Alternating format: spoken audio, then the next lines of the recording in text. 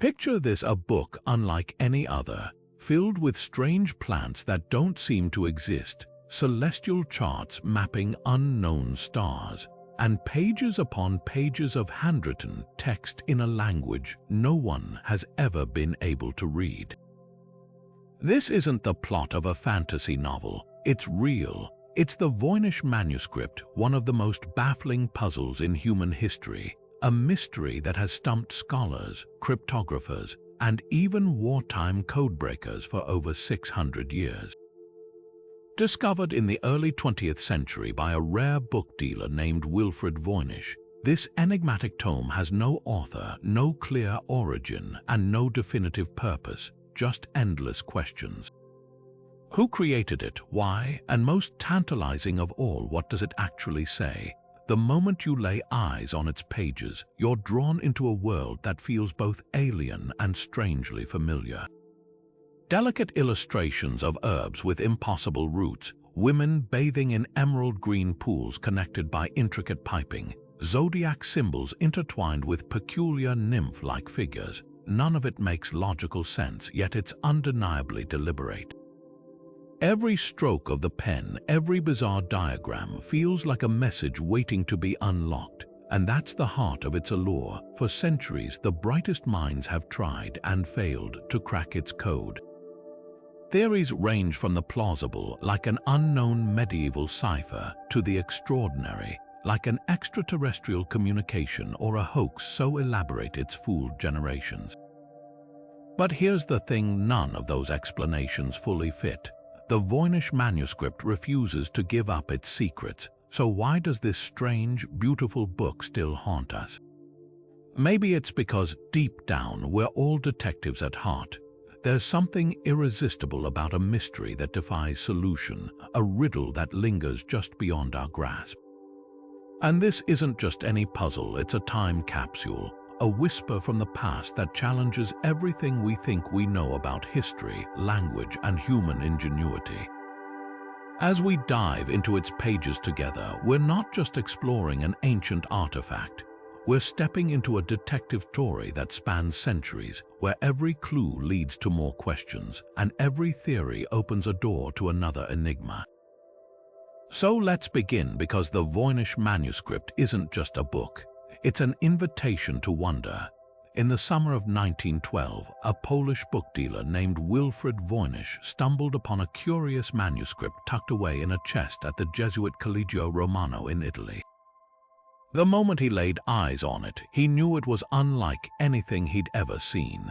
The pages were covered in delicate, looping script, utterly indecipherable, and filled with bizarre illustrations of plants that defied botanical classification, celestial maps with unfamiliar constellations, and scenes of women bathing in strange, interconnected pools.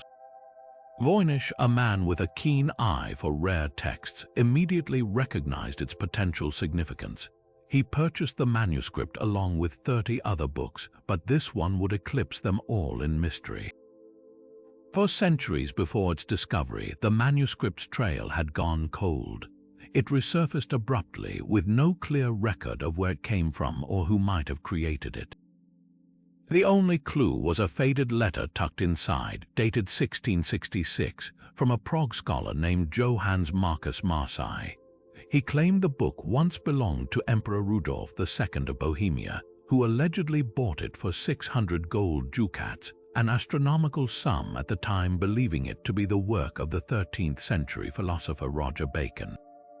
But even that lead was shaky. No concrete evidence tied the manuscript to Bacon, and Rudolf's court was known for collecting oddities, making it unclear whether the book was truly ancient or an elaborate Renaissance-era forgery. As word of the manuscript spread, it passed through the hands of European collectors, each one adding to its mystique. Some believed it held alchemical secrets, others thought it was a lost herbal remedy book, and a few even speculated it contained coded messages from a secret society. But the harder experts looked, the more puzzling it became. Carbon dating eventually placed its vellum pages between 1404 and 1438, confirming its medieval origins, yet not a single contemporary record mentioned its existence. No references in letters, no inventories, no other copies.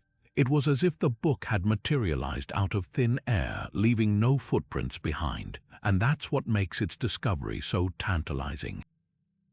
Most historical manuscripts come with some breadcrumbs, a scribe's signature, a library stamp, even marginal notes from readers over the centuries, but the Voynich manuscript is a ghost. Its sudden appearance in 1912 felt less like a rediscovery and more like the first act of an unsolvable riddle. Was it a secret scientific text hidden away to protect dangerous knowledge? A lost language from a forgotten culture, or something even stranger? One thing was certain from the moment Voynich pulled it from that chest: the manuscript refused to give up its secrets.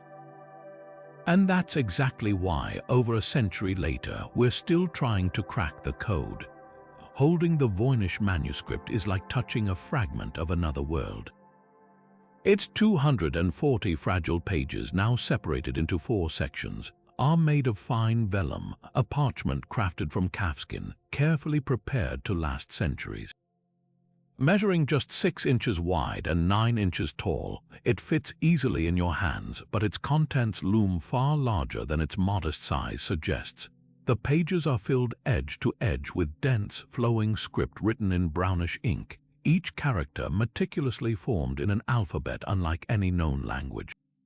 There are no crossed-out words, no scribbled notes in the margins, no fingerprints of frustration from a scribe correcting mistakes.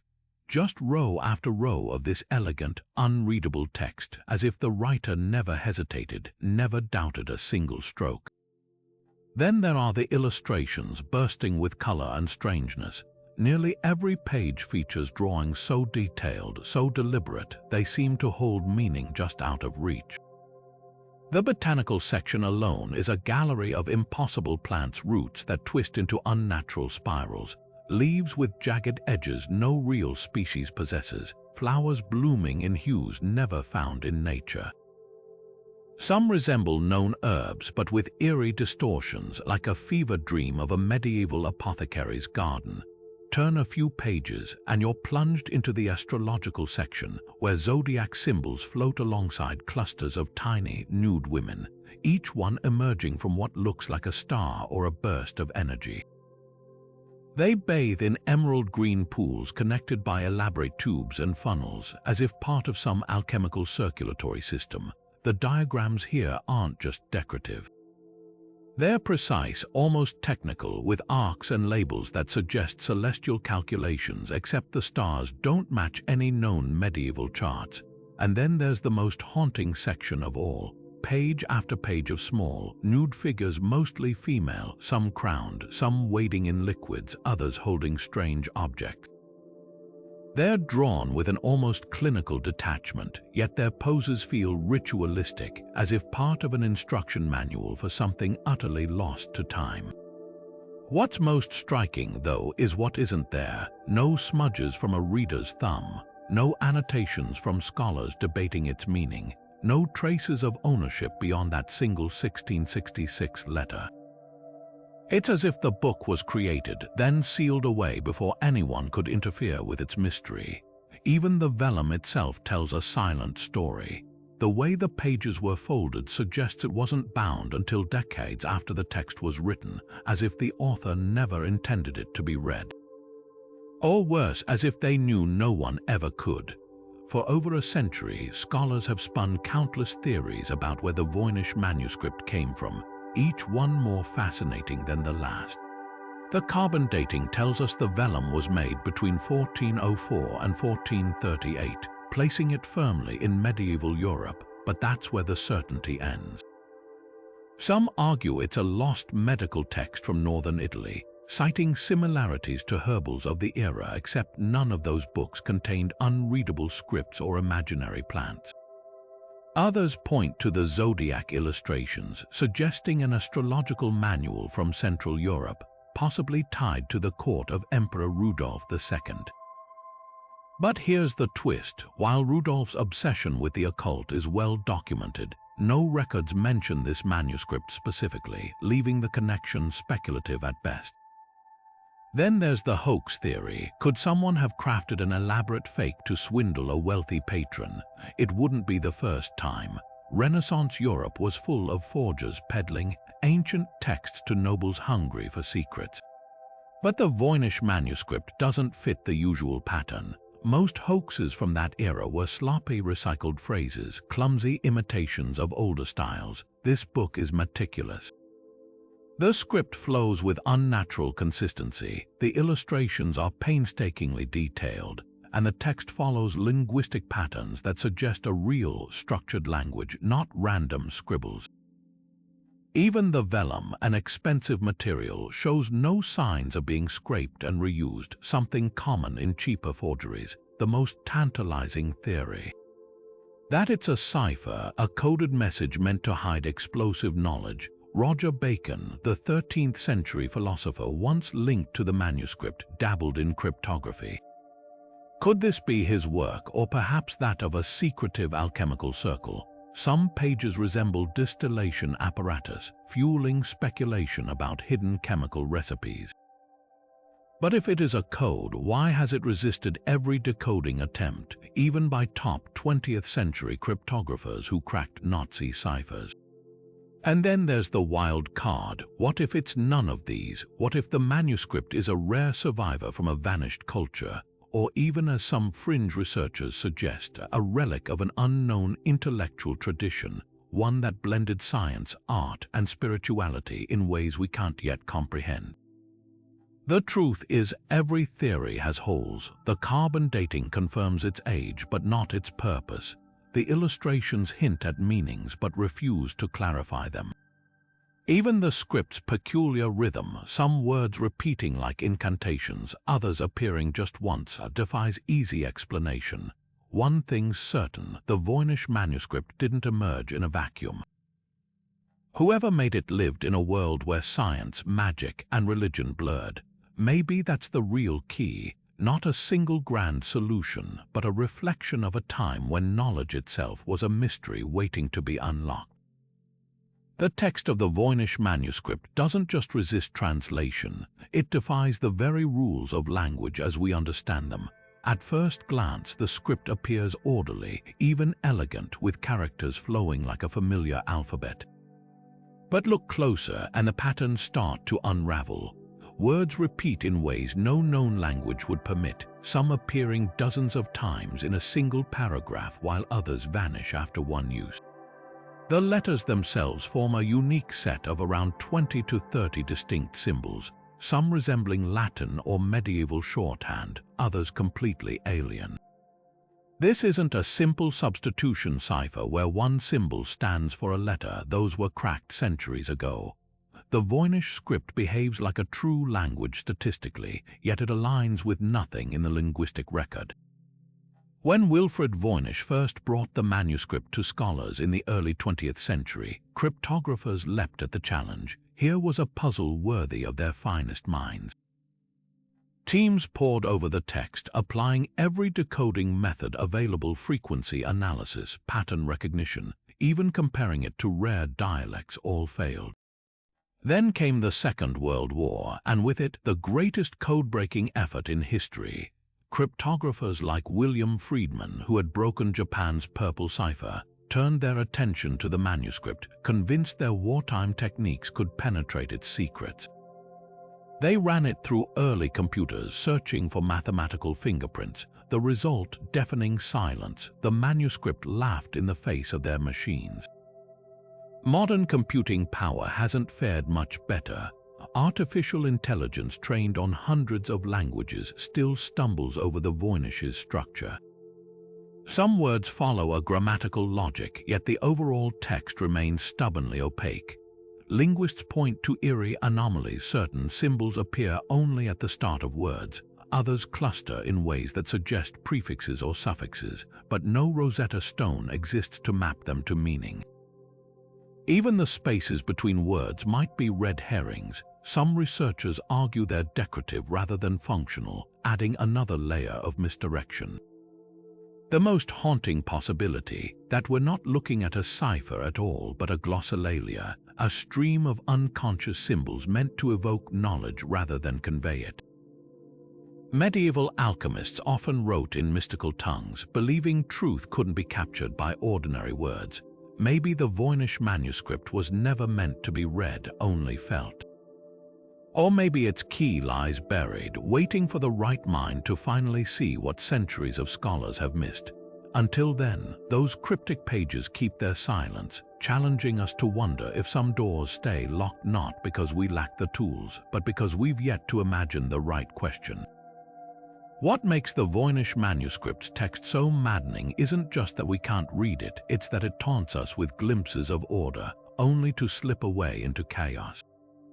Take the word repetitions, for instance. In most languages, common words like the, or, and appear frequently, while specialized terms pop up sparingly. But here, certain sequences repeat with bizarre intensity, like a chant stuck on loop. The word "cokti," for example, appears over 200 times, often clustered in groups, as if the writer were hammering home a point no one else could hear. Then there are the hapax legomena words used exactly once, scattered throughout like landmines in what should be a predictable pattern. This isn't how natural languages behave. Even in ancient liturgical texts or scientific jargon, there's a rhythm, a hierarchy of importance. The Voynich text feels like it's obeying rules we can't perceive. Then there's the glyphs themselves. About 30 distinct characters make up the script, some resembling Latin letters turned sideways, others like tiny drawings of plants or stars.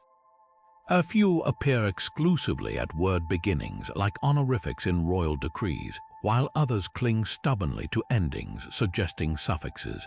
But here's the twist. Computational linguists have run frequency analyzers, and the distribution defies known linguistic models. In English, the letter E appears roughly 13% of the time. In Voynichese, certain glyphs spike unpredictably, like a piano with keys that play louder for no reason. Compare this to real ciphers from history. The Caesar shift used by Roman generals simply swaps letters for others a fixed number of places down the alphabet. Medieval monks wrote in simple substitution codes, replacing Latin with symbols. Both crumble under basic frequency analysis, but the Voynich, it laughs at those methods. Even the Zodiac Killer's cipher, cracked after 50 years, had statistical fingerprints tying it to English. This manuscript's patterns are alien, close enough to language to tease, distant enough to frustrate. Some researchers swear it's a synthetic language, like Tolkien's Elvish or the constructed tongues of Renaissance mystics. Others argue it's steganography, a benign herbal manual hiding explosive secrets in microdots or ink chemistry. But the cruelest possibility, that it's a neurological snapshot, the product of a mind wired differently, schizophrenic glossolalia, or the ravings of a fever dream given form by a meticulous hand. After 6 centuries, the manuscript's greatest trick isn't concealment, it's showing us just enough to keep us staring, while the truth dances just out of frame. The botanical section of the Voynich manuscript doesn't just defy identification, it feels like stepping into a botanist's dreamscape where reality bends at the edges. Nearly every page bursts with vibrant illustrations of plants, their roots coiled like serpents, leaves jagged as shattered glass, petals blooming in impossible symmetry. Some resemble real medieval herbs. A hasty glance might mistake them for foxglove or mandrake, but look closer and the distortions become unsettling. A stem might split into 3 precisely identical branches, or a flower's center might spiral like a miniature galaxy, patterns no natural growth would ever produce. These aren't the clumsy mistakes of an untrained artist. They're deliberate, almost purposeful in their strangeness. One prevailing theory suggests these plants are encrypted knowledge, a visual cipher hiding real medicinal secrets. Medieval herbalists often coded their recipes to protect lucrative remedies from competitors. Could the Voynich's twisted flora be intentional misdirection, with true meanings lurking in subtle details? The roots, for instance, frequently mirror human anatomy, vein-like tendrils or bulbous protrusions resembling organs. This wasn't unheard of. the doctrine of signatures, a Renaissance belief, held that plants resembling body parts could treat corresponding ailments. But the Voynich takes this further. One plant's roots form an eerie lattice of interlocking bones, while another's leaves drip with carefully inked droplets, as if the illustrator knew something about circulation centuries before Harvey's discoveries. Then there's the symbolic camp, arguing these plants were never meant to represent physical species at all. Alchemists and mystics of the era used flora as metaphors: roses for secrecy, lilies for purity. The Voynich's botanical pages might be a visual lexicon of esoteric concepts, each plant a chapter in some lost spiritual text. The repeated star-shaped flowers, for example, could signify celestial influence, while the serpentine vines might encode kundalini-like energy paths. Supporters of this theory point to the zodiac section's bathing nymphs, suggesting the plants and figures are part of a grand allegorical system, but the most spine-tingling possibility: that these plants are pure invention, not code, not symbolism, but the meticulous record of hallucinations. Medieval herbals sometimes included fantastical creatures like mandrakes screaming when uprooted. The Voynich might be an extreme extension of this tradition, blending observed botany with visionary experience. Certain plants bear an uncanny resemblance to those described in accounts of ergot poisoning or datura-induced trances, their twisted forms echoing the fractals of altered perception. Or perhaps the truth lies in the gaps between these theories. Maybe the manuscript's creator lived in a world where the boundaries between science, art, and mysticism were porous, where a plant could be simultaneously a medicine, a metaphor, and a message. That's the real enigma, not just what these illustrations depict, but how they reflect a mind that saw the universe in ways we've forgotten how to understand. Flip to the astrological section of the Voynich manuscript, and you're immediately confronted with a cosmos that doesn't quite align with our own. 12 intricate circular diagrams dominate these pages, each radiating with zodiac symbols: Aries, Taurus, Gemini, but twisted into something unrecognizable. The familiar constellations are there, yes, but they're surrounded by rings of tiny, nude figures, mostly women, wading through what looks like flowing water or clutching peculiar star-shaped objects. These aren't just decorative flourishes. The diagrams are precise, almost mechanical, with segmented rings and connecting tubes that resemble medieval schematics for celestial machinery.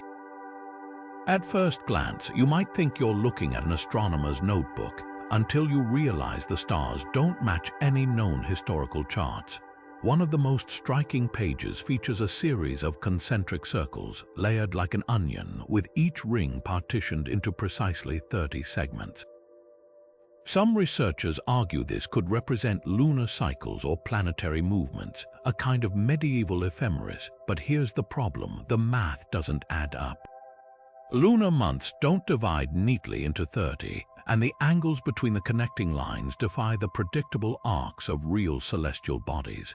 It's as if the creator took genuine astronomical knowledge and deliberately scrambled it, like a puzzle missing half its pieces. Then there's the matter of the nymphs. These small, female figures populate every zodiac diagram, often positioned in groups of 7 or 9, bathing in emerald green pools or cradling stars like infants.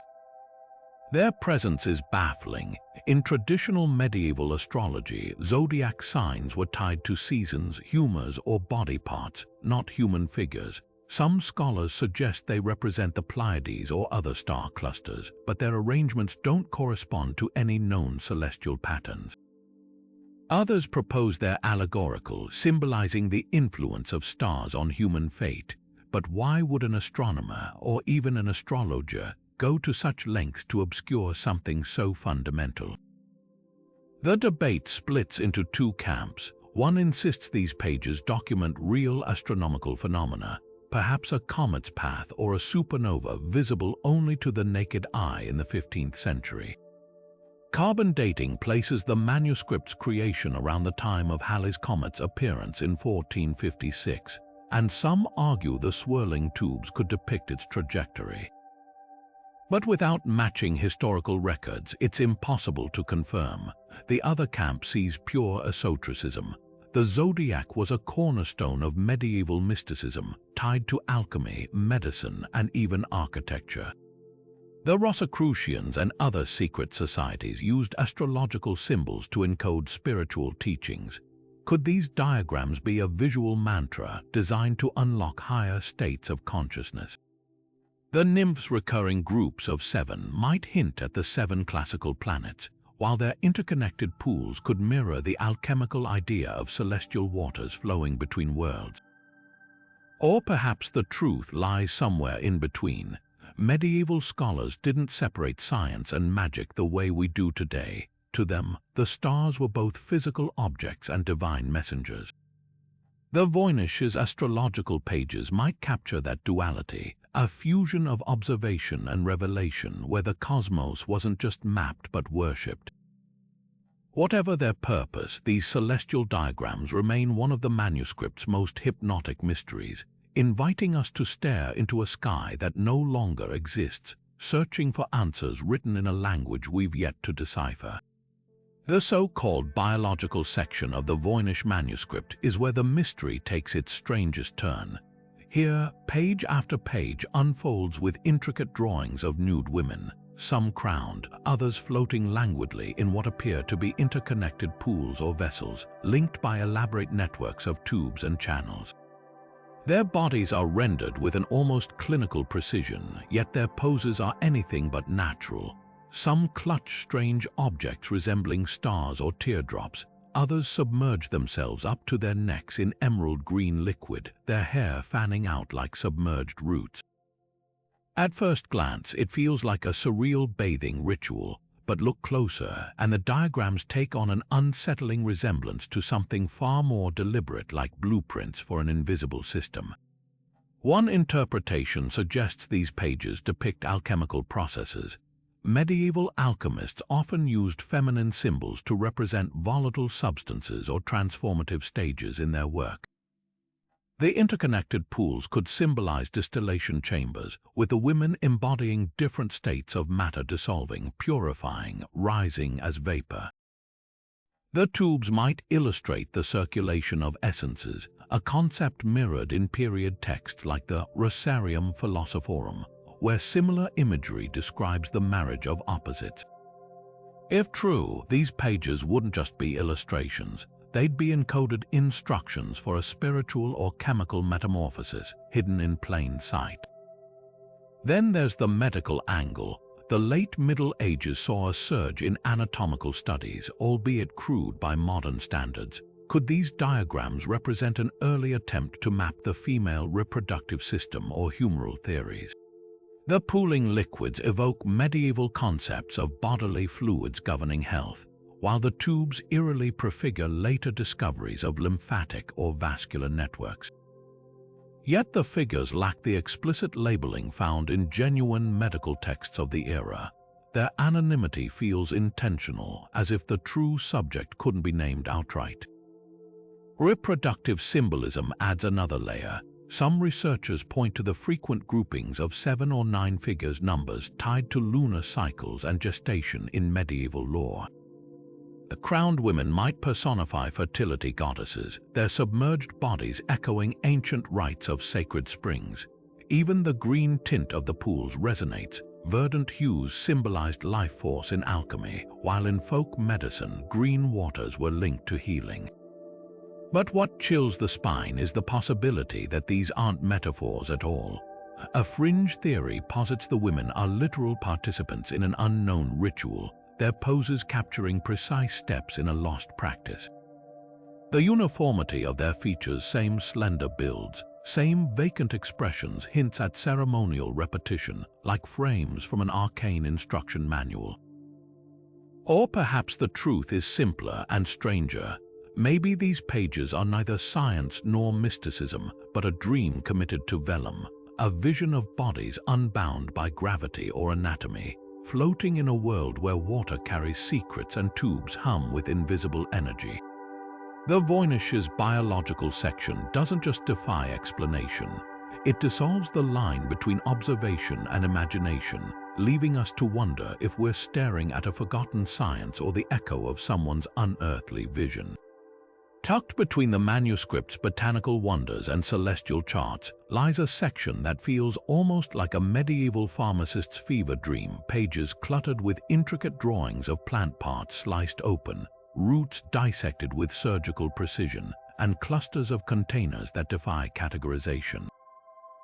Some vessels resemble alchemical flasks, their necks coiled like serpents, while others look like miniature cauldrons or even hourglasses, suspended in midair as if defying gravity.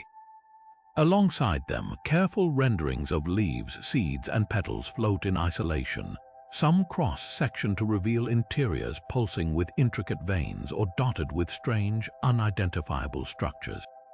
At first glance, it's easy to assume these are recipes, a visual guide to preparing remedies, but nothing here follows the conventions of known medieval herbals.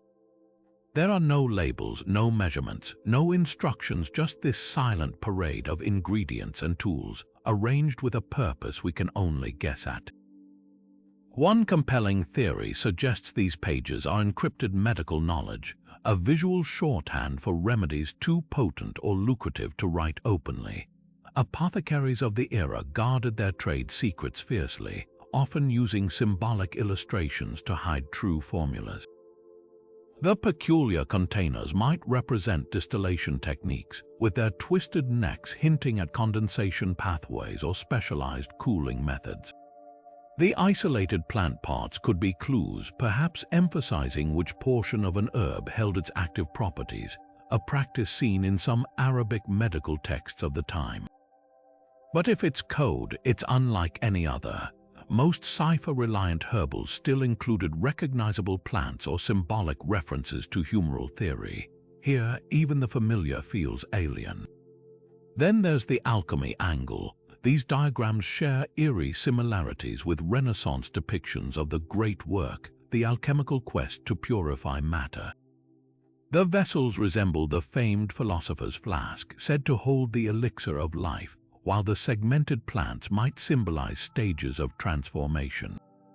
Some pages show roots merging with geometric shapes, evoking the alchemist's belief in the vegetable stone, a plant-based counterpart to the legendary philosopher's stone. Yet alchemical texts were usually dense with allegory, their imagery steeped in mythology. The Voynich's clinical detachment feels out of place, more like a lab manual than a spiritual treatise. Or perhaps these pages are pure fiction, an elaborate thought experiment, or even an early attempt at speculative science. The containers, with their impossible geometries, could be imagined devices for processes the creator dreamed up but couldn't yet achieve.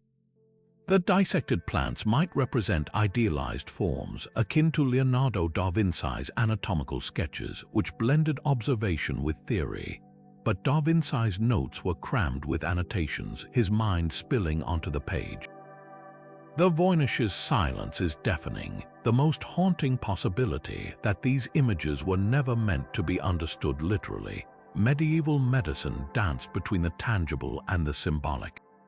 A drawn root might represent both a physical ingredient and its spiritual counterpart, its virtue or essence.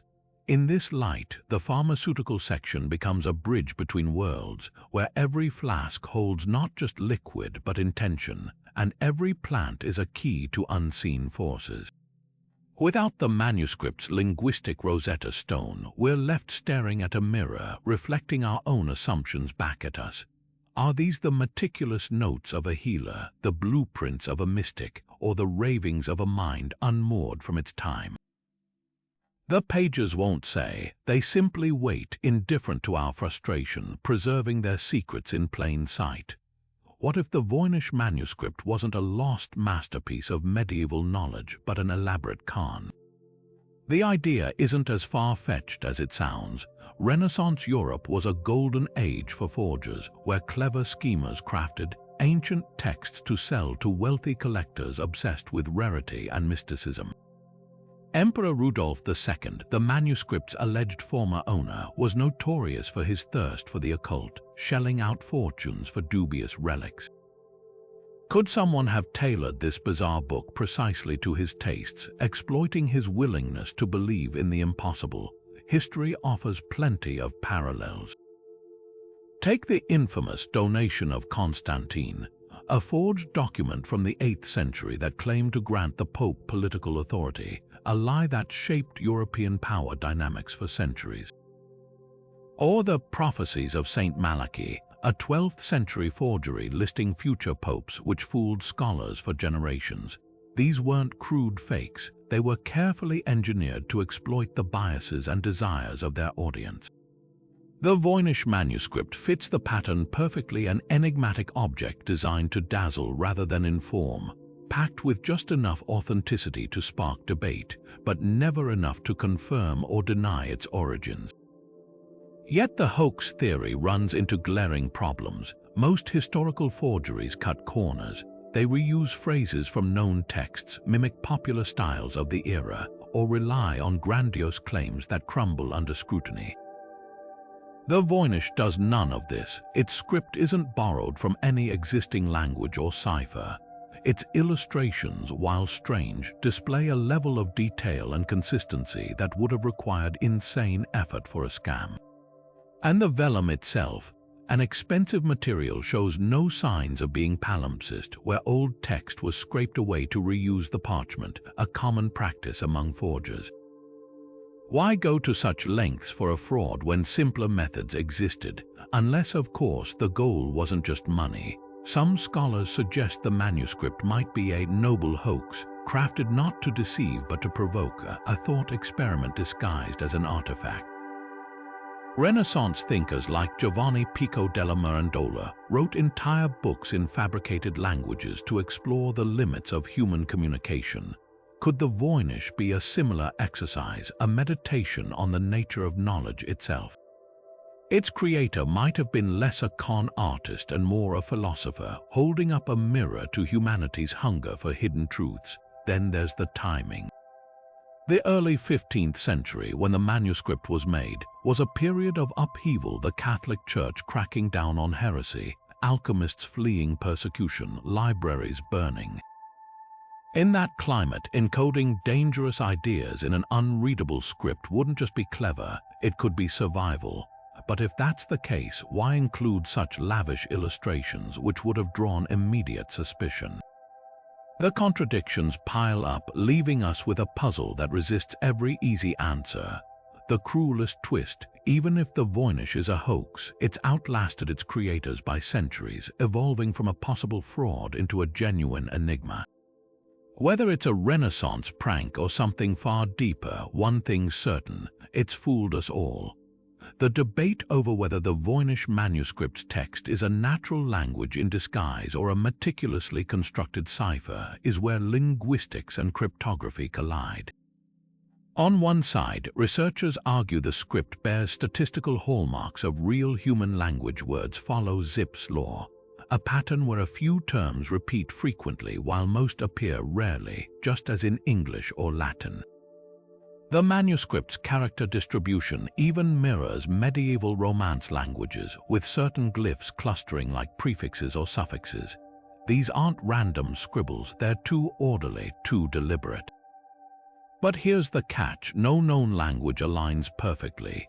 If it's encoded Latin, why do decryption attempts yield gibberish? If it's a lost dialect, where are its linguistic cousins?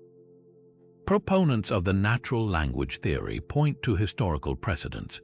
Medieval monks often wrote in cipher to protect secrets, using simple alphabetical shifts or symbol substitutions. The Voynich could be an advanced version of this, perhaps a polyalphabetic cipher, where multiple substitution rules rotate based on a keyword, a method attributed to Renaissance polymath Leon Battista Alberti. Some even suggest it's shorthand, like the Tyanean notes used by Roman scribes, condensed to the point of obscurity. But if so, why hasn't frequency analysis, the same tool that cracked Mary, Queen of Scots' encrypted letters, made a dent? The artificial language camp counters with something far stranger: that the manuscript isn't hiding a known tongue but inventing a new one. Constructed languages, or conlangs, aren't modern quirks. Medieval mystic Hildegard of Bingen crafted lingua ignota, a secret vocabulary for divine communion. The Voynich might be a similar experiment, blending real grammatical structures with invented lexicon. Its repetitive word pairs kokti could denote ritual phrases like liturgical refrains.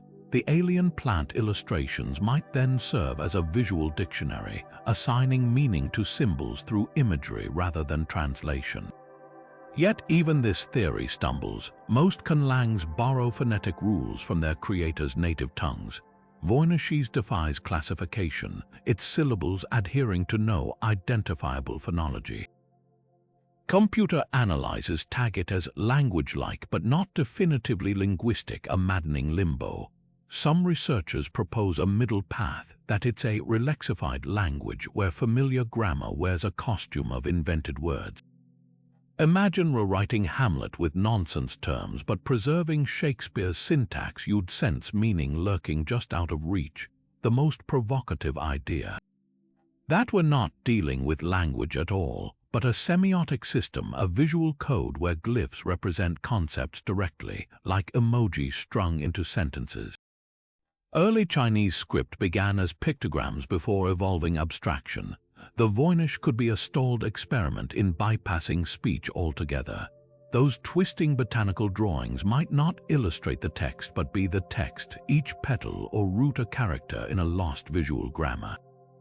What's clear is this: the manuscript refuses to fit neatly into any box.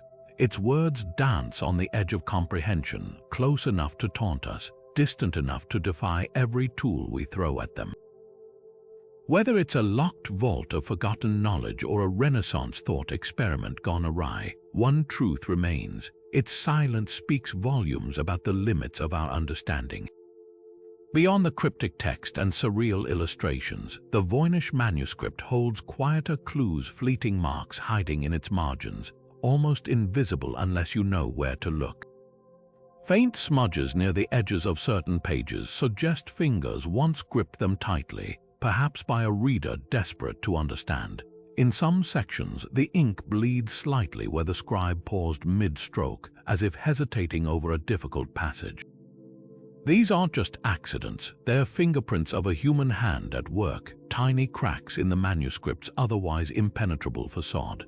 Forensic analysis of the ink and quill strokes reveals tantalizing details. The brownish ink, typical of iron gall recipes used in medieval Europe, contains trace elements that hint at regional origins, possibly central or northern Italy, where similar recipes were common in the 15th century. The quill itself was likely cut with precision, its sharp edge producing the script's consistent, fluid curves. But here's where it gets fascinating. The pressure patterns in the strokes suggest the writer was right-handed and worked at a deliberate pace with no signs of rushed corrections. This wasn't a hasty scribble or a frazzled scholar's notes. Every line was executed with chilling control, as if the scribe were transcribing something sacred or dangerous. Then there's the marginalia, those elusive marks that might hold the key to cracking the case. On one page, near a particularly twisted plant illustration, a tiny doodle resembling a medieval astrolabe peeks out from the edge. Another shows faint, star-like punctures, possibly from a compass or dividers used to sketch the celestial diagrams. Most provocative of all are a handful of barely legible annotations in a different hand, scrawled Latin letters that might read "der Mustail" or "so nim," phrases that could point to Germanic or Bohemian influences. These aren't part of the original text, they're intrusions like whispers from a later reader who thought they could decode the unreadable. Connecting these clues to historical figures amplifies the intrigue. Roger Bacon, the 13th century Franciscan friar rumored to have owned the manuscript, was a polymath obsessed with optics and cryptography. His known works reference secret writing, and he allegedly devised ciphers to protect heretical ideas. But Bacon died over a century before the Voynich's vellum was made, leaving a gap only filled by speculation. Then there's John Dee, the Elizabethan astrologer and spy, whose library contained cryptic manuscripts.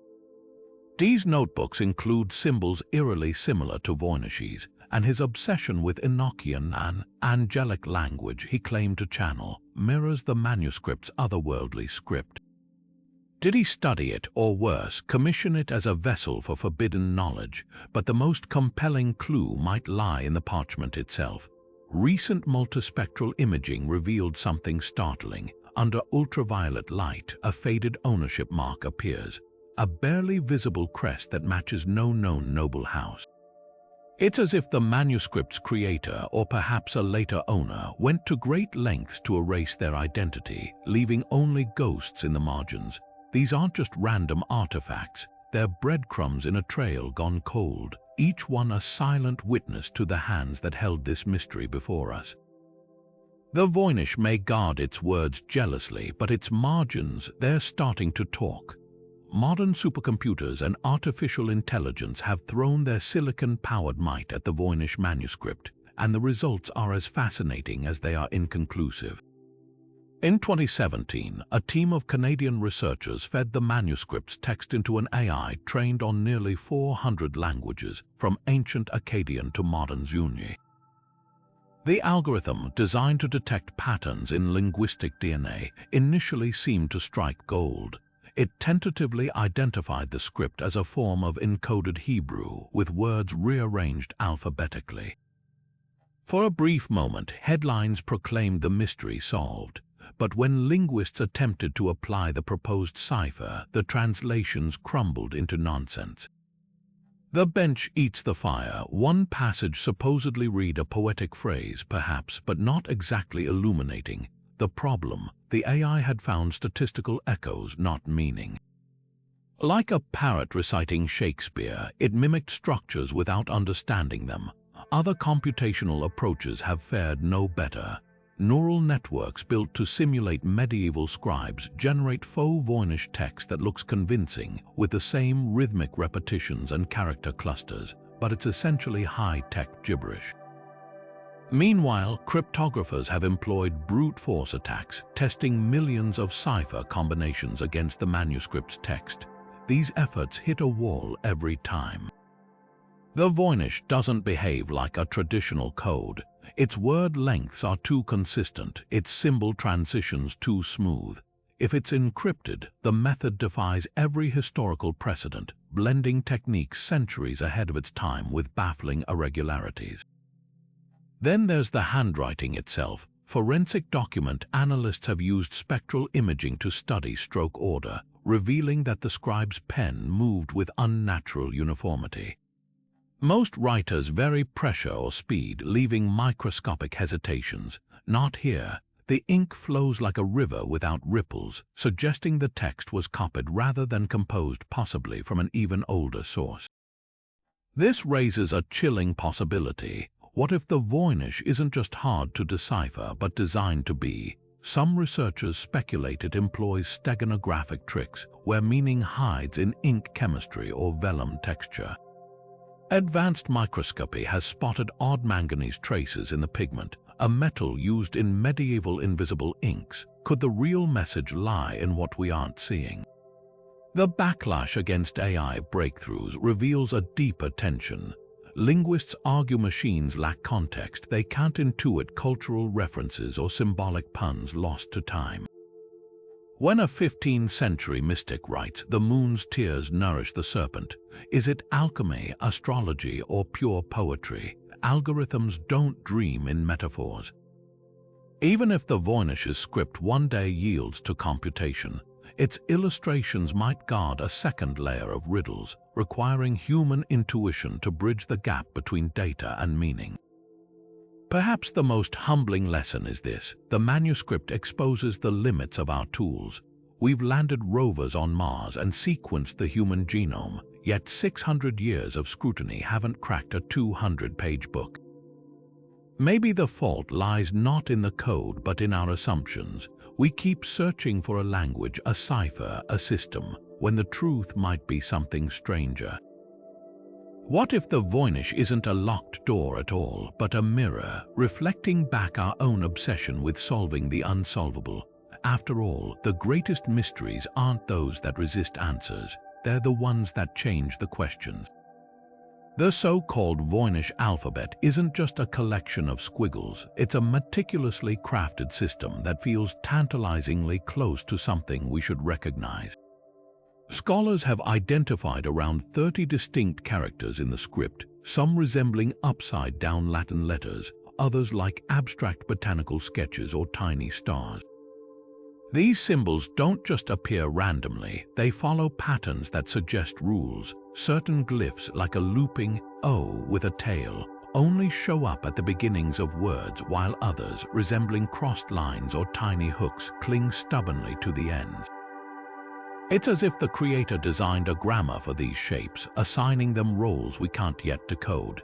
Compare this to known medieval shorthand systems like Tyrrhenian notes, which used simplified symbols to represent Latin syllables. Those scripts feel utilitarian quick strokes for quick recording. The Voynich glyphs, by contrast, are ornate, almost ceremonial in their precision. Even constructed languages like Tolkien's Elvish, while elaborate, were built on phonetic principles, with each symbol corresponding to a sound. Voynich defies this. Some characters repeat in clusters like musical refrains, while others stand isolated, as if punctuation marks in an unknown system. The closest parallel might be John Dee's Enochian script, an angelic language invented in the 16th century, but even that borrows heavily from existing alphabets. The Voynich symbols feel sui generis, a closed loop of meaning. Then there's the syllabary theory. Could each glyph represent a syllable instead of a single letter? Ancient Mycenaean Greek used linear B this way, with symbols standing for consonant-vowel pairs. Apply that logic to the Voynich, and certain repeating sequences start to make sense, like ko or che acting as building blocks. But here's the catch. Syllabic systems rely on a limited set of possible combinations, and the manuscript's word structures explode far beyond that. Words like kokti repeat verbatim, yet their internal parts don't recombine in predictable ways. What's most striking is how the script straddles the line between writing and art.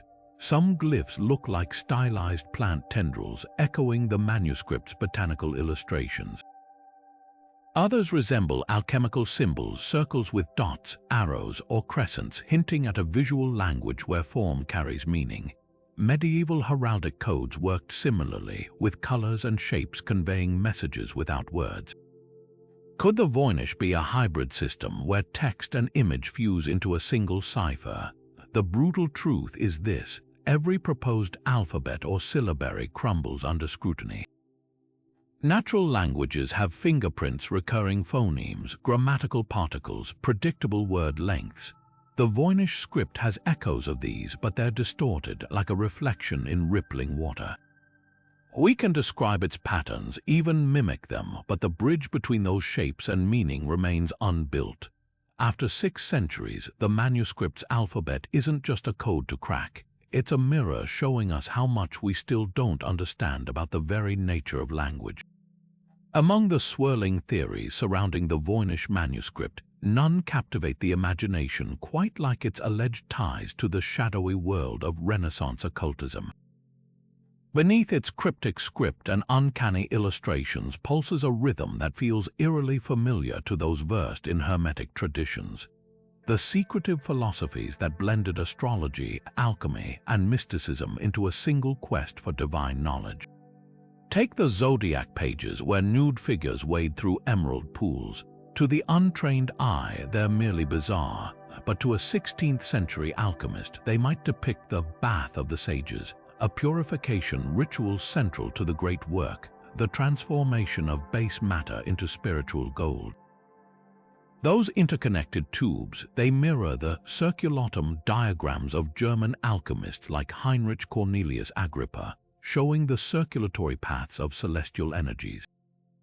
Even the manuscript's green inks resonate. Verdigris pigment was sacred to Hermes Trismegistus, the mythical founder of alchemy, symbolizing the prima materia, the primal chaos awaiting order.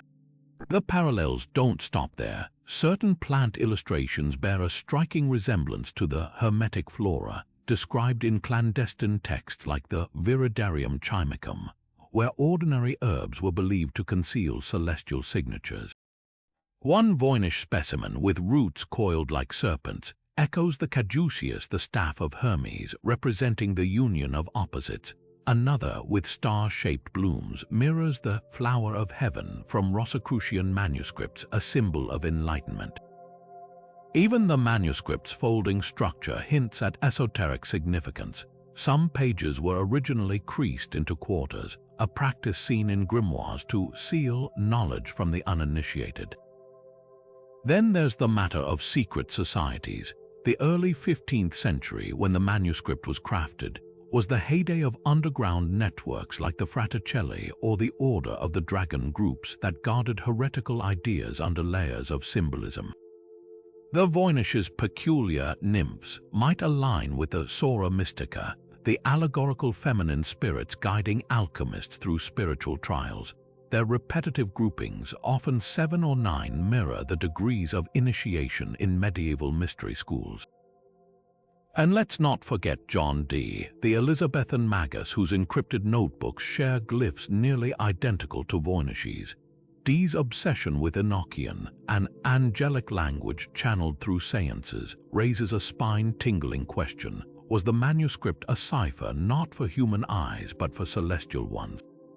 Yet the occult theory isn't without its skeptics. Traditional Hermetic texts, while cryptic, usually blend imagery with explanatory prose.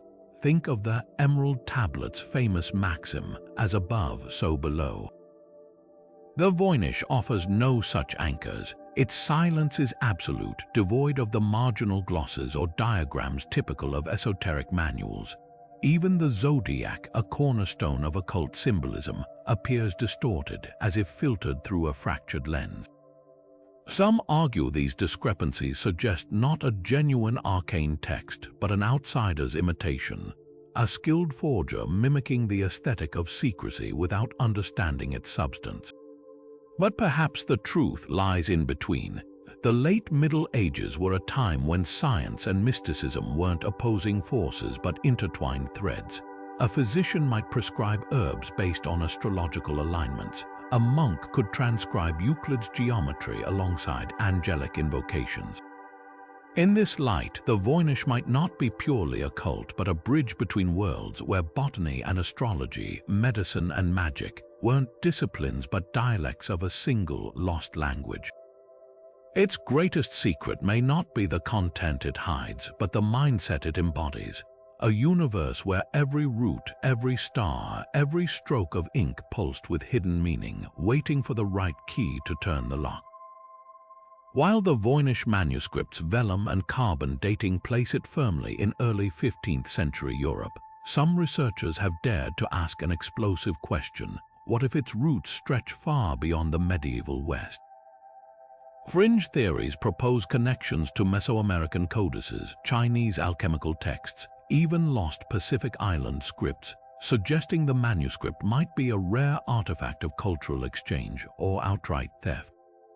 The most compelling visual parallels come from Aztec herbals like the Codex Cruz Badianus, created decades after Columbus but preserving pre-Columbian traditions. Both feature vibrantly painted plants with exaggerated roots, though the Aztec illustrations are far more stylized, their stems rigid as temple columns. The Voynich's emerald pools and piping systems also find echoes in Tenochtitlan's aqueducts and ceremonial baths.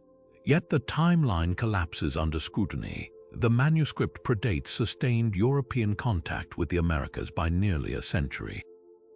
Turn eastward and another theory emerges. Could the swirling script mirror Korean Hangul, invented in 1443?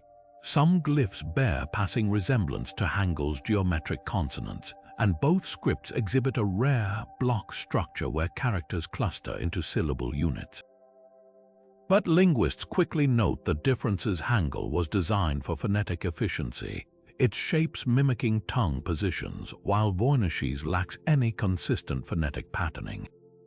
Similar hopes briefly flared for Tibetan medicinal texts or Sanskrit tantric diagrams, their circular mandalas recalling the manuscript's zodiac wheels. Yet none share the Voynich's peculiar fusion of precision and surrealism.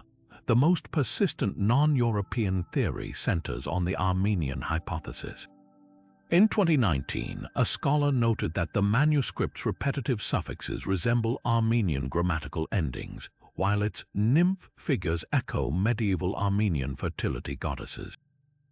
Certain plant illustrations allegedly match flora from the Armenian highlands, like a purple-flowered root resembling Symphytum asperum, a local medicinal herb. Even the script's right-to-left flow aligns with some Armenian cursive styles, but peer reviews dismantled these claims. The matches relied on selective comparisons, ignoring hundreds of dissimilar plants, and Armenian texts of the era bear no cryptographic resemblance. Underlying these theories is an uncomfortable truth. The longing to attribute the manuscript's strangeness to exotic origins often says more about modern biases than medieval realities. European scholars once dismissed its sophistication as impossible for the Dark Ages, projecting their Orientalist fantasies onto distant cultures. Yet the manuscript's carbon dating and materials vellum, iron gall ink are unequivocally European. Its true radicalism may lie in proving how wildly inventive the medieval mind could be without external influence. Those twisting botanical diagrams and star-bathing nymphs might not be borrowed from far-off lands, but homegrown visions from a time when the boundary between science and magic was porous as parchment.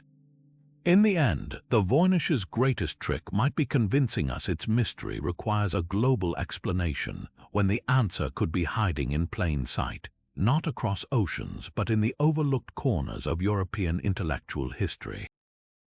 The Voynich Manuscripts' pages hum with a rhythm that feels both hypnotic and unnerving, a relentless repetition of certain words and phrases that refuse to fade into the background. Take codebreakers, a string of characters that appears over 200 times, often clustered in tight groups like a chant stuck on loop, or die-in, trailing at the ends of paragraphs like a ritualistic refrain. These aren't casual repetitions, they're deliberate, almost obsessive, as if the scribe were hammering home a point only they could hear. But what do they signify? In known languages, repetition serves clear purposes: liturgical mantras in religious texts, technical terms in scientific manuals, even poetic refrains in epic verse.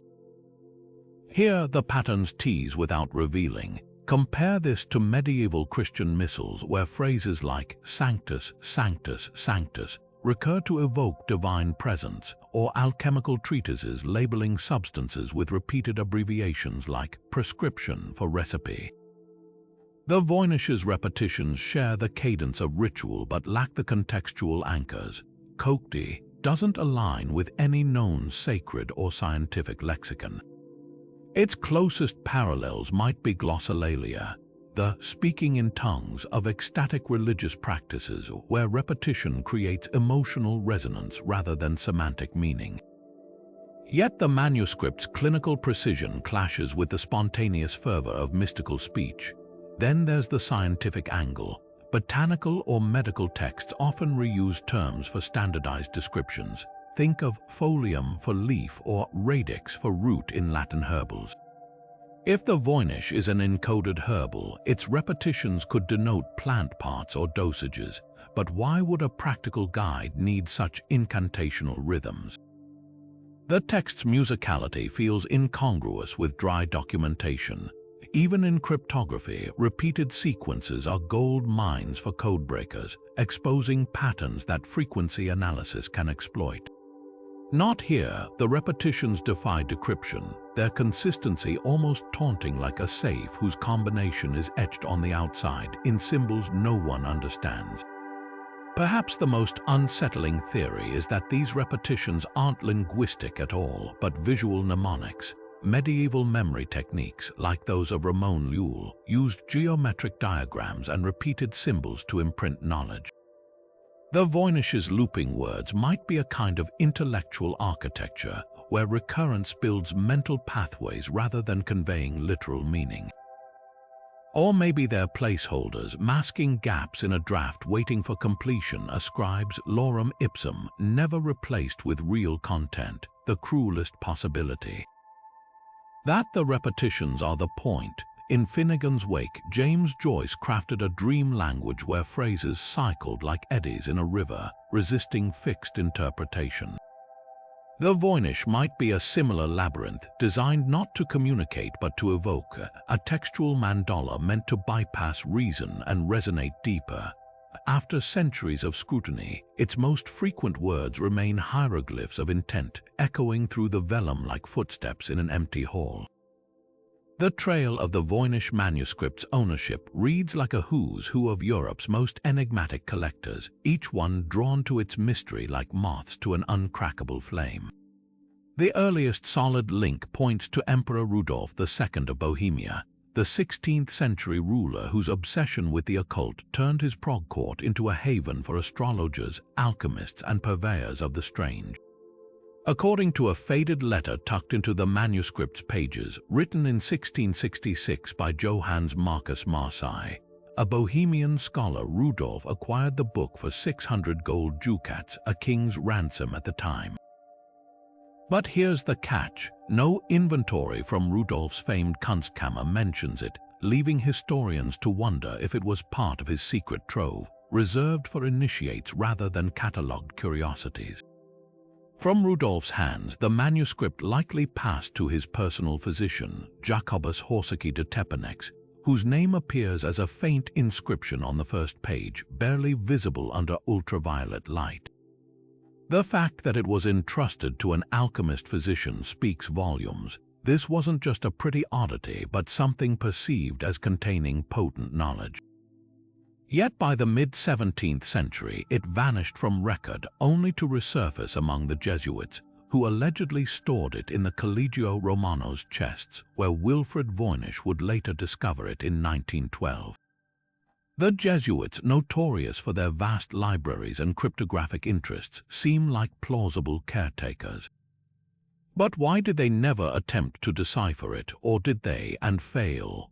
Then there's the tantalizing Marci letter, addressed to the famed Jesuit scholar Athanasius Kircher, a man who claimed fluency in dozens of languages, even deciphering Egyptian hieroglyphs incorrectly as it turned out. Marci speculates the manuscript was the work of Roger Bacon, the 13th century Franciscan friar and proto-scientist. Bacon's writings on optics and cryptography made him a tempting candidate, but carbon dating disproved the connection, placing the vellum firmly in the 15th century. The misattribution raises eyebrows. Was Marci deliberately misleading Kircher, or had centuries of whispers distorted the book's origins? Hidden within the manuscript's margins are even fainter traces, scribbles that might hold the key. Near a particularly convoluted botanical diagram, a later hand scratched der Musttail, a Germanic phrase meaning the must part, possibly hinting at alchemical distillation. Elsewhere, numerals in a 16th century style tally pages, suggesting someone tried and abandoned an organizational system. Most haunting are the microscopic ink smudges near the astrological section, where a fingertip might have brushed wet pigment frozen in time. These aren't just stains, they're silent witnesses to the frustration of every person who ever held this book, squinting at its pages, aching to understand. The ownership trail, much like the text itself, is a palimpsest of dead ends and near misses. Rudolf's court, the Jesuits' vaults, Voynich's discovery. Each chapter adds another layer of questions. Why did no one ever document studying it? Why does it lack the marginalia typical of well-read manuscripts? Unless, of course, its custodians weren't readers at all, but guardians, keeping its secrets deliberately out of reach. The faint annotations might not be clues, but warning signs, whispers from the past saying some doors were meant to stay closed. What if the Voynich manuscript wasn't meant to communicate at all, but to express a visual and textual eruption from a mind untethered from convention? Strip away the theories of codes and ciphers, and you're left with something raw, an artifact that pulses with the energy of what we'd now call outsider art. Think of Henry Darger's sprawling, fantastical manuscripts or Adolf Wölfli's intricate, hallucinatory drawings creations born outside formal traditions, where the act of making mattered more than being understood. The Voynich's looping script and impossible botany share that same compulsive detail, the same sense of a private universe rendered in ink. Consider the Botanical section's twisted flora. These aren't just failed attempts at realism, they're transformations as if the creator's hand was guided by visions rather than observation. Medieval herbals of the era aimed for accuracy even when flawed. But the Voynich's plants mutate like organisms in a dream, their roots knotting into Celtic braids, their petals blooming in fractal spirals. This isn't documentation, it's transfiguration. Compare it to the work of Hilma af Klint, the Swedish mystic who channeled unseen worlds into paintings she insisted were dictated by spirits. Could the manuscript's pages be a similar act of revelation, where every stroke was less about recording than communing? Then there's the text itself. Linguists obsess over its statistical patterns, but what if those repetitions, kokti, dyin, aren't language at all, but incantations? Medieval mystics like Marguerite Porete wrote in circles, their phrases looping like mantras to induce trance states. The Voynich script's rhythmic surges might serve a similar purpose, less about conveying information than altering consciousness. Modern neuroaesthetics suggests that repetitive visual patterns can trigger meditative focus or even mild dissociation. Those dense, uniform lines of text, unbroken by corrections or margin notes, could be the traces of someone writing their way into another state of mind. The psychological angle deepens when you examine the manuscript's isolation. Most medieval texts bear marks of use annotations where repairs. The Voynich is eerily pristine, as if it was created in a vacuum and then sealed away. This aligns with accounts of solitary visionaries, from anchorites walled into cells to schizophrenic artists like Louis Wain, whose cats morphed into kaleidoscopic patterns as his psyche unraveled. The manuscript's coherence, its meticulous glyphs and precise illustrations hints at a sustained private logic, not random madness, but logic for whom? Perhaps the most haunting possibility is that the Voynich is a relic of neurodivergence. The geometric precision of its glyphs mirrors the hyper-detailed drawings of autistic savants, while its surreal botany recalls the heightened perception of synesthetes who might literally see music as spiraling vine. Temporal lobe epilepsy, documented since antiquity, can produce intense spiritual visions and compulsive creative output. Imagine a 15th century mind ablaze with undiagnosed neurology, translating their sensory storms onto vellum. The manuscript wouldn't need to mean anything in a conventional sense. It would be a symptom, a fossilized echo of a consciousness wired differently. Yet dismissing it as mere pathology risks ignoring its artistry. Outsider art challenges us to redefine beauty and purpose. The Voynich's swirling nymphs and star-bathed pools have a compositional harmony that feels intentional, even curated. Its creator may have been untrained but not undisciplined. This tension between chaos and control, madness and method, is what makes the manuscript so electrifying. It refuses to sit neatly in any category, just as the minds that produce such works refuse to conform. In the end, the Voynich manuscript might be less a riddle to solve than a mirror to hold up. Its stubborn silence forces us to confront our own hunger for answers, to ask why we're so uncomfortable with mysteries that don't resolve. Art doesn't need to explain itself. Neither does the human mind. Some creations exist not to be decoded, but to remind us how vast and strange the territory of imagination can be. The Voynich manuscript isn't the only cryptic text to defy translation. It shares the stage with other enigmatic works that tease the boundaries of language and art. Take the Rohank Codex, a 16th century Hungarian manuscript discovered in the 1800s. Like the Voynich, its pages brim with an unknown script and bizarre illustrations of religious and military scenes. But there's a key difference. The Rohunk symbols show clear influences from Runic, Brahmic, and even Hungarian shorthand, a chaotic fusion that suggests it might be a polyglot cipher. Some scholars claim to have partially decoded it, linking it to a Transylvanian Protestant sect, yet these translations remain hotly contested. The Voynich, by contrast, resists even these tentative breakthroughs. Its script stands isolated, a linguistic island with no discernible bridges to known languages. Then there's the Codex Seraphinianus, a modern counterpart to the Voynich dreamscape. Created by Italian artist Luigi Serafini in the 1970s, it's a riot of surreal illustrations, plants morphing into furniture, lovers dissolving into fish, cities built on legs, all accompanied by an utterly invented script.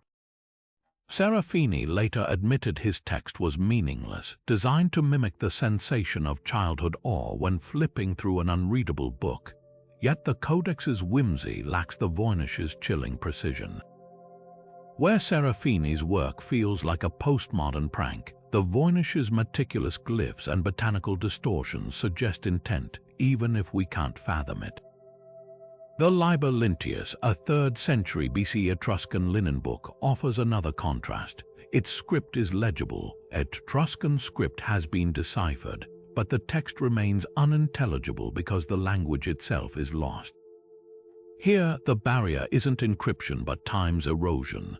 The Voynich, though, taunts us with a script that behaves like language yet aligns with nothing in the historical record.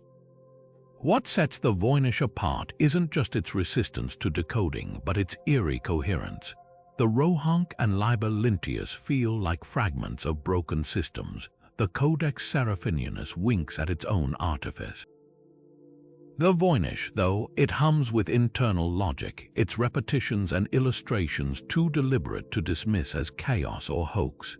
Its nearest kin might be the undeciphered Rongorongo script of Easter Island, another isolated system, crafted in a cultural vacuum, its purpose swallowed by history. Yet even Rongorongo's glyphs bear visual ties to Polynesian petroglyphs. The Voynich stands utterly alone, a locked room with no key, inviting us to keep knocking on its door. In recent years, a handful of researchers have stepped forward with bold claims of finally cracking the Voynich manuscript, only to watch their theories dissolve under scrutiny. One of the most publicized attempts came in 2018, when an academic duo proposed the text was encoded Hebrew, with words written alphabetically and vowels removed. Their algorithm suggested phrases like "she made recommendations to the priest," hidden in the plant section, sparking a media frenzy, but linguists quickly exposed the flaws. The translations cherry-picked fragments while ignoring surrounding gibberish, and the method failed consistency tests applying the same cipher to other Hebrew texts produced nonsense. Worse, medieval Hebrew simply wasn't written that way. Pre-modern scribes relied on consonant roots, making vowel-dropping encryption pointless. Another high-profile claim centered on Turkish origins, arguing the script mirrored Ottoman diplomatic ciphers. Proponents pointed to the manuscript's right-to-left flow and certain glyphs resembling Turkic runes. Yet historical linguists noted a glaring hole. 15th-century Turkish lacked the grammatical particles that structure Voynich's word repetitions. Without evidence of Turkish loanwords or cultural motifs in the illustrations, the theory collapsed under its own assumptions. The pattern repeats with disturbing regularity. In 2019, a computer scientist proposed the text was a phonetic transcription of Mandarin Chinese, despite the script bearing zero resemblance to Chinese characters or their components. 2021 brought a statistical analysis declaring Voynichese a lost Romance dialect, but the study couldn't explain why the translated passages read like random noun piles rather than coherent sentences.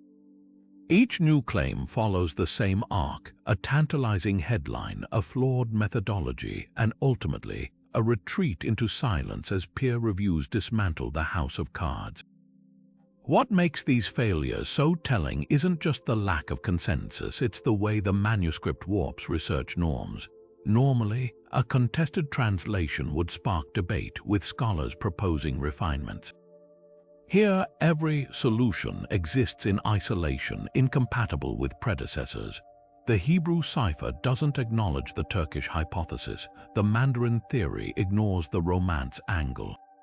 It's as if the Voynich reshapes itself to match each researcher's specialty, then slips away before verification. Underlying these struggles is a deeper tension between technology and tradition. Modern decryption tools excel at pattern recognition but falter at cultural context. An AI might spot that "kokti" appears frequently, but without knowing whether it signifies prayer, poison, or pure nonsense, the data remains sterile. Conversely, medievalists versed in alchemical symbols or herbals often lack the cryptographic toolkit to test their hunches. The result is a scholarly stalemate where neither side can cross the gap. The most damning evidence against all decipherment claims: their translations never unlock the illustrations. If the Hebrew theory were correct, why don't the decoded plant pages describe real herbs? If the Turkish cipher worked, where are the Ottoman astrological references in the zodiac section? True historical ciphers like Leonardo da Vinci's mirrored writing or Mary, Queen of Scots substitution codes reveal coherent messages when solved. The Voynich, by contrast, yields only disjointed fragments, like a joke where the punchline's been lost. Perhaps that's the real lesson of these failed breakthroughs. The manuscript doesn't just resist interpretation, it resists the very idea that interpretation is possible. Like a river that evaporates as you cup your hands, it leaves researchers grasping at emptiness, their tools useless against a mystery that may, in the end, be less a locked door than a mirage.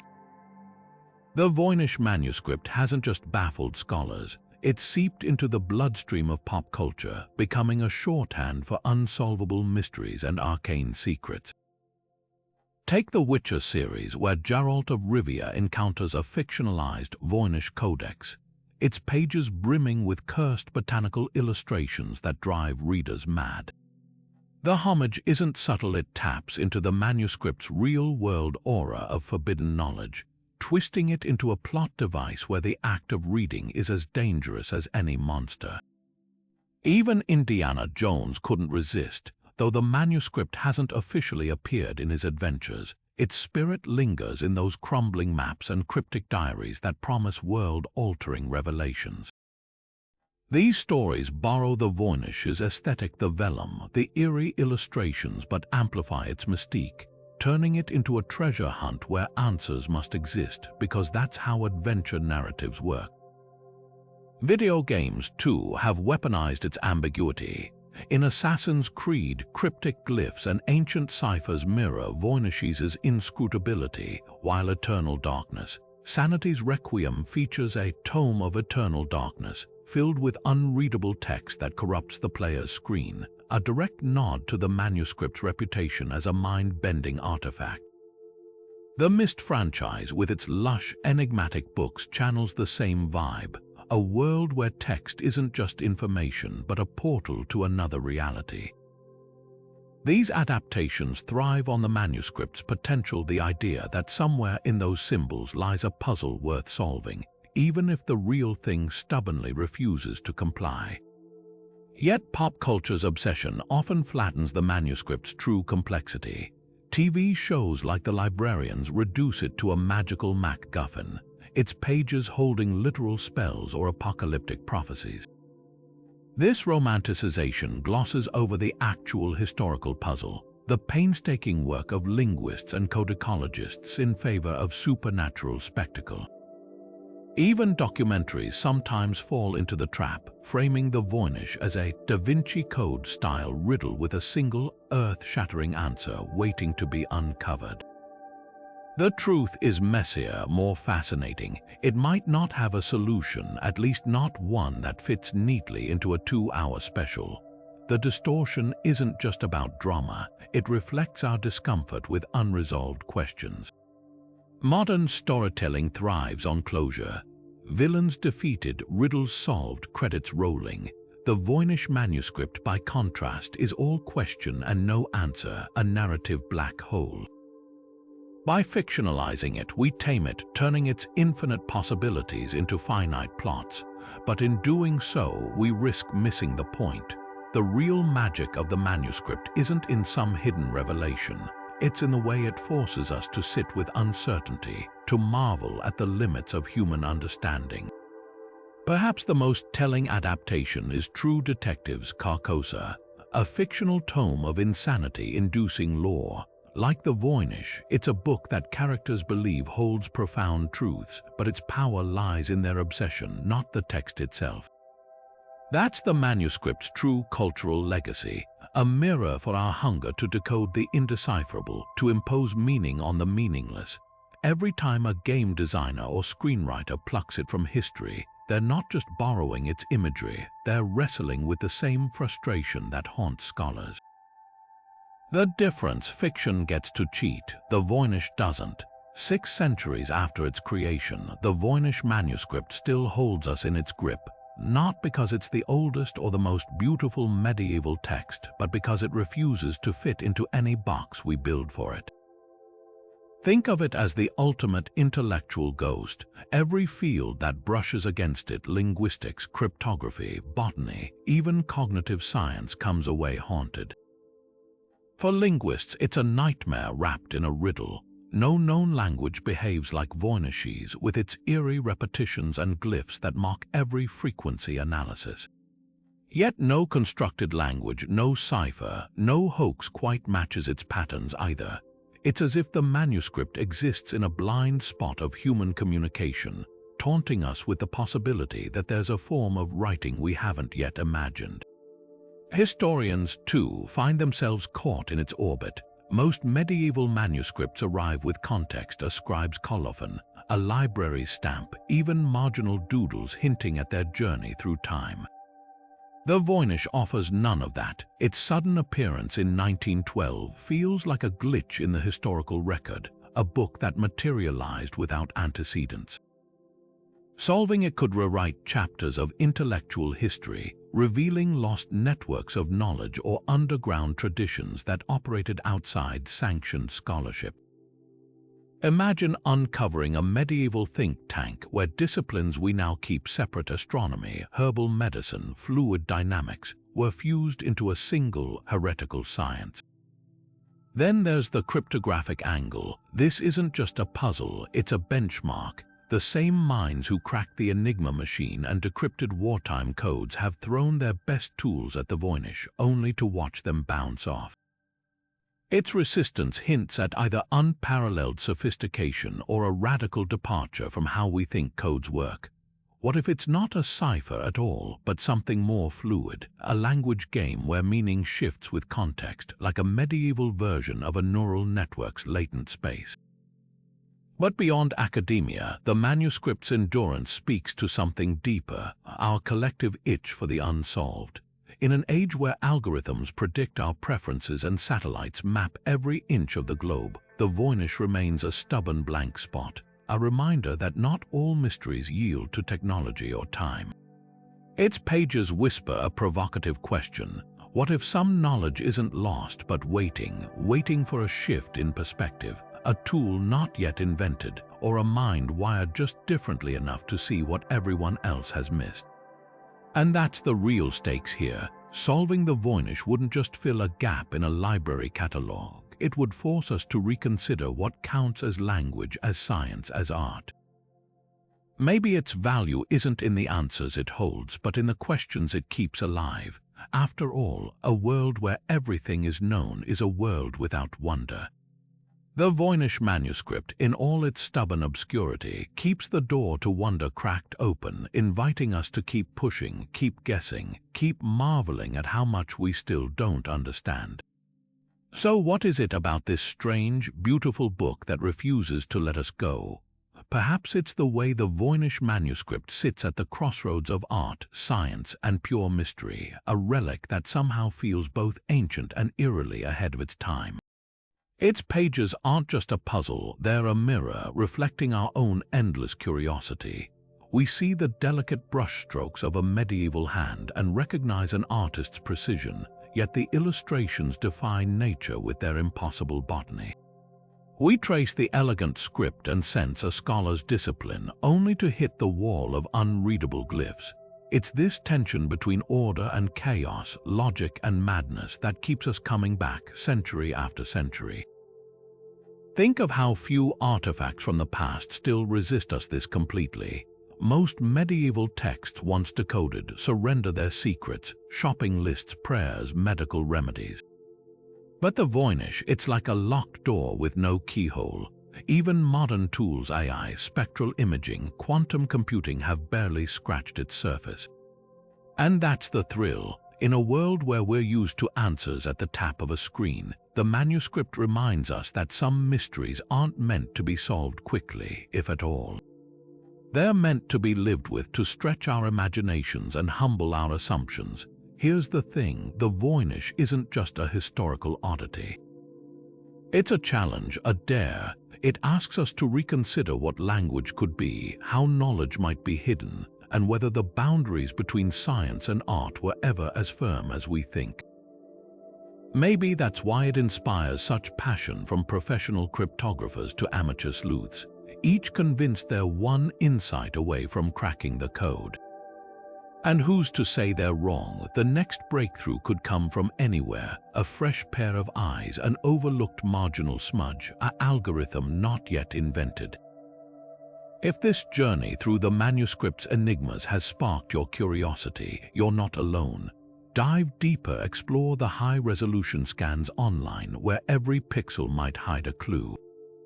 Share your theories, whether they're grounded in medieval history or wild, brilliant speculation. After all, the Voynich has thrived on collective obsession for 600 years. Who knows, the missing piece might be yours. And if you're hungry for more historical riddles, lost cities, unsolved ciphers, artifacts that defy explanation, you're in the right place. Hit that subscribe button because the past is full of stories even stranger than fiction. The Voynich manuscript is just the beginning.